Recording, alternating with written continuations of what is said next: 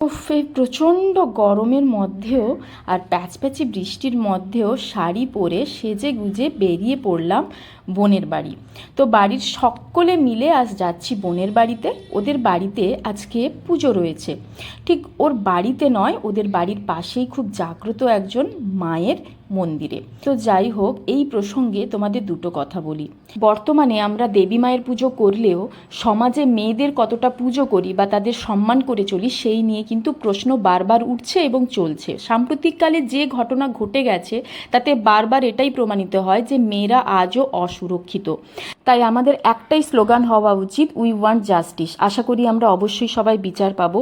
তো যাই হোক, এখানে আমরা দেবী মায়ের মন্দিরে পৌঁছে যাই এবং পুজোও কমপ্লিট। তারপর বোনের বাড়ি যাওয়ার পর সেখানে খাওয়া দাওয়া কমপ্লিট করে সবাই একসাথে বসে এই যে দেখো আমরা গল্প করছিলাম। তো আজকের ব্লগটা কেমন লাগলো অবশ্যই জানিও। আশা করি আমরা সুবিচার খুব তাড়াতাড়ি